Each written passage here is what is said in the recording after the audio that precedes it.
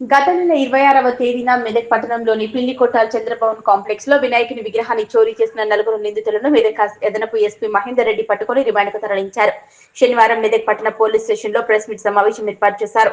ఈ సందర్భంగా additional SP Mahender Reddy మాట్లాడుతూ, గత నెల 26వ తేదీ వినాయకుడి అపహరణ అయిందని సురేష్ ఫిర్యాదు చేయడంతో 27వ తేదీ నుంచి ఆ నిందితుల కోసం పోలీసులు ఒక బృందాన్ని తయారు చేశామన్నారు.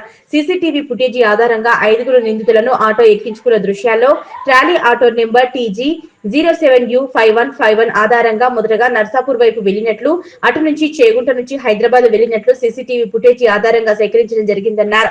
సీసీటీవీ ఫుటేజీ ఆధారంగా 5గురు నిందితులు ఉండగా ఈ రోజు 4గురు నిందితులను బండవత్ కృష్ణ, వత్య నాగరాజు, కార్పొరేట్ తరుణ్, సింగార మహేష్ లను పట్టుకుని రిమాండ్ కు తరలించడం జరిగిందని, మరో ఆటో డ్రైవర్ రాము రాహుల్ పరారీలో ఉన్నట్లు అతని త్వరలో పట్టుకోవడం జరుగుతుందన్నారు. ఈ కేసు ఛేదించిన డీఎస్పీ పర్యవేక్షణలో జరిగిందన్నారు. ఈ సమావేశంలో పట్టణ సీఐ మహేష్, అతని టీం, ఎస్ఐ అమర్, నర్సింగ్లు, నిఖిల్, మల్లేష్, శంకర్, కానిస్టేబుల్ సహకరించినందుకు వారికి ప్రత్యేకంగా కృతజ్ఞతలు తెలిపారు.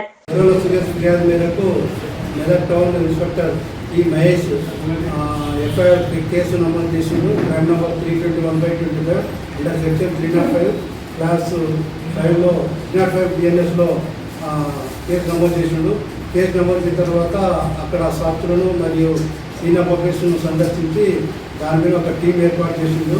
ఎస్ఐ అమరు మరియు పీసీస్ నిఖిల్, నర్సింగ్లు,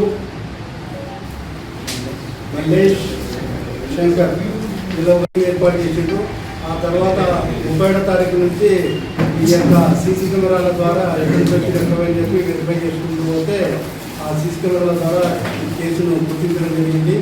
ఆ సీసీ కెమెరాల ద్వారా నేరస్తులను పట్టుకునడం జరిగింది. ఈరోజు ఉదయం తెల్లవారుజామున ఇక్కడ హైదరాబాద్లో దేశంలో అక్కడ పట్టుకోవడం జరిగింది. 4 తీసుకోవడం జరిగింది.